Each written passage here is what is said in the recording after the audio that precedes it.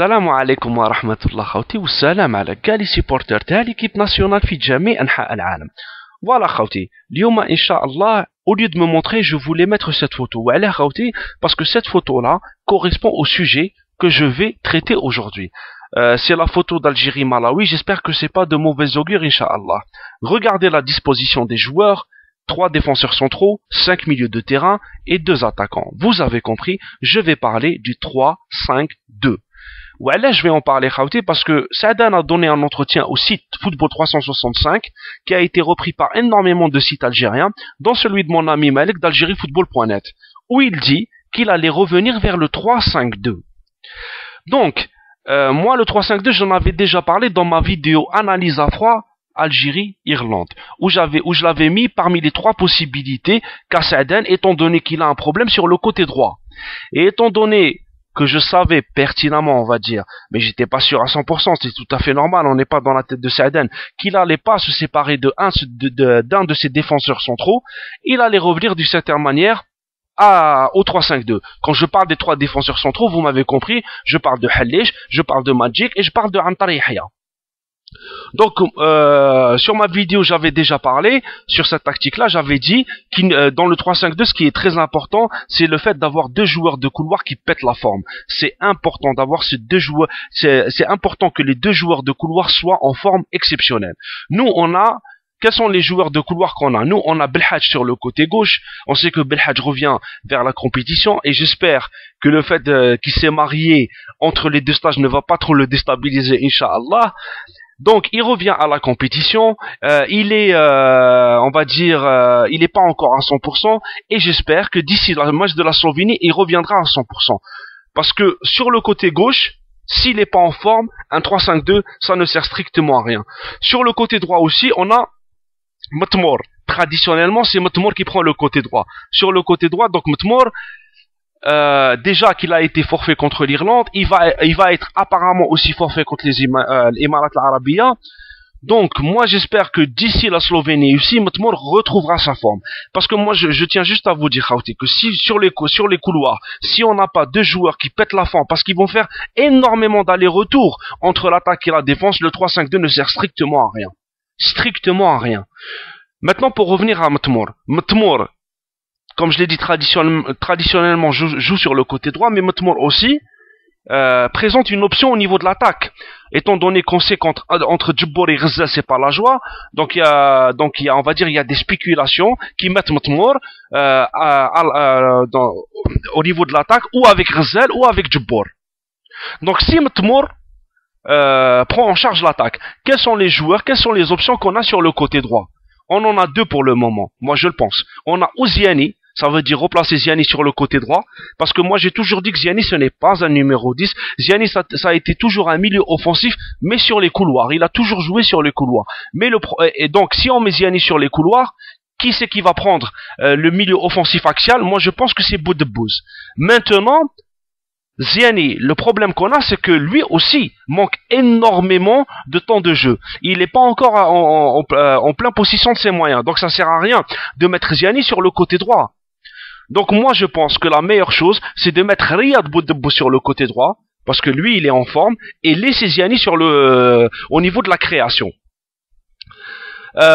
Au niveau de la création, bien sûr, dans l'axe. Voilà. Donc, ce qui se passe, c'est que au niveau des couloirs, ça veut dire Anna Belhadj sur le côté gauche, Matmour traditionnellement. Et si Matmour est décalé, il est mis en attaque. Donc, pour moi, la meilleure option, c'est Riyad Boudebouz. Voilà. Maintenant, sur le deuxième sujet qui concerne le 3-5-2, c'est les 2 milieux récupérateurs. Et ça, c'est hyper important. Je l'avais déjà dit. Déjà sur Mansouri, je ne sais pas si vous avez remarqué. Les dernières interventions de Saadane, à chaque fois qu'on lui parle de Mansouri, ou il répond pas, ou il répond avec une phrase qui est très vague. Est-ce que la place de Mansouri est réellement mise en cause par le coach? Apparemment, ça se chemine vers ça. On ne sait pas, mais on a l'impression que Saadane ne donne pas des assurances fortes à son joueur. Ou peut-être il n'a pas du tout envie de rentrer dans ces polémiques, hein. Peut-être qu'il n'a pas envie de parler, il n'a pas envie de rentrer dans ces polémiques, peut-être que Mansouri dans sa tête reste un titulaire indiscutable, on ne sait pas. Mais bon, au sélectionneur de décider. Moi, vous savez très bien mon avis sur Mansouri, sur sa lourdeur, sur la lourdeur qu'il a au niveau de la relance, sur son jeu qui est porté vers l'arrière et qui facilite le pressing de l'équipe adverse. Et j'ai dit aussi qu'au niveau de la qualité pure, les trois autres milieux récupérateurs qu'on a sont meilleurs que lui. Après, c'est au coach de décider, mais c'est important d'avoir deux milieux récupérateurs de haut niveau pour aider la défense et aussi pour casser les attaques de l'équipe adverse. C'est très très important. Maintenant, ce qui se passe, c'est que cette tactique-là, du 3-5-2, elle demande une vraie solidarité entre les joueurs, de tous les instants. Et les joueurs doivent comprendre ce que va faire le partenaire et avoir conscience de ce qui se passe à tous les endroits du terrain.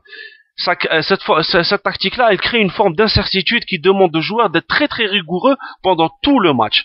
Donc vous voyez, donc cette tactique-là, je vais pas vous mentir, elle crée une certaine incertitude. Il y a certains points négatifs par rapport à cette tactique. Premièrement, il y a énormément d'espaces qui peuvent se créer. Si on la compare avec un 4-4-2, où les espaces sont beaucoup plus remplis, avec un 3-5-2, c'est un petit peu le contraire. Donc quand il y a une attaque rapide de l'équipe, une contre-attaque rapide de l'équipe adverse, ça peut être une contre-attaque assassine, étant donné qu'il y a beaucoup d'espace. Et pour qu'il n'y ait pas ces espaces-là, il faut que les joueurs soient rigoureux, il faut que les joueurs soient solidaires, il faut que les joueurs fassent leur travail à 100% pendant tout le match. Et ça, c'est très, très, très important. Voilà, parce que c'est une tactique où il n'y a pas cet équilibre-là comme un 4-4-2 entre les lignes. Il y a beaucoup d'incertitudes, il y a beaucoup d'espace, donc il faudra faire un effort pendant tout le match.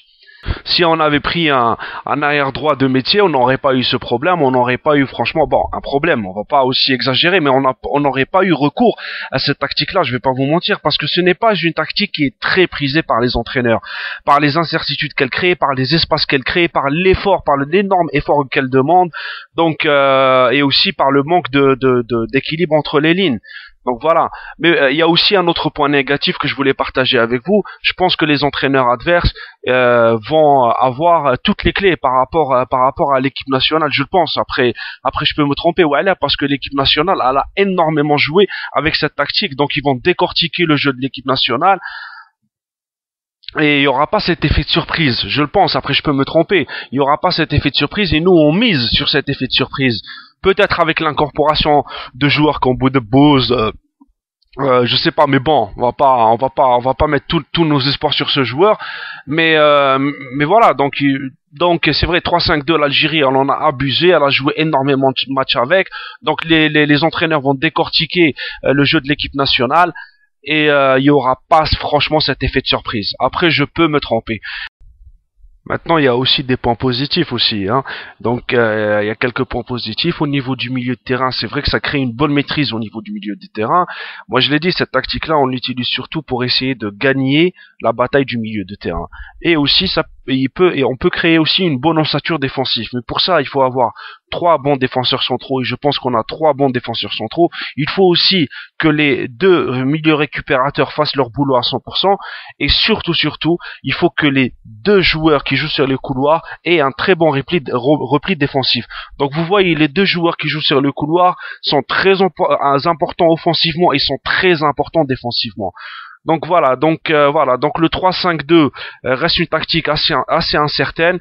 Elle est énormément critiquée, je vais pas vous mentir. Ça a réussi à l'Algérie pendant beaucoup de matchs, c'est vrai, il faut pas se mentir. Maintenant, ce qui se passe, c'est qu'on sait qu'à un certain niveau, est-ce que le 3-5-2, parce que là, on va plus jouer avec le Rwanda ou la Zambie, est-ce qu'à un certain niveau, le 3-5-2 est une tactique qui peut être pratiquée contre des grandes équipes? Voilà, c'est une interrogation que j'ai envie de partager avec vous. Maintenant, à vous aussi de me dire, au niveau de vos commentaires, qu'est-ce que vous en pensez. Moi, j'aurais préféré un 4-4-2, assez classique, assez stable, pas d'espace entre les lignes, des lignes de l'équilibre entre les lignes. Moi, étant donné que l'Algérie aussi a toujours joué en 4-4-2, en 4-4-3, même sous l'ère Saadane, hein. Même sous l'ère Saadane, on a joué en 4-4-2, en 4-3-3. Mais là, avec le 3-5-2, il y a beaucoup d'incertitudes. On peut sortir un grand match, comme ça va être un match catastrophique. On l'a vu contre le Malawi, avec un 3-5-2, on a pris 3 buts. Donc voilà, donc moi j'espère que ça va pas se retourner de manière négative contre l'équipe nationale. Donc voilà, Khauti, en 10 minutes, je peux pas faire plus. Donc si vous avez des choses à rajouter, allez-y, il n'y a pas de problème. Le débat est ouvert. Salam alaikum, 1, 2, 3, vive l'Algérie.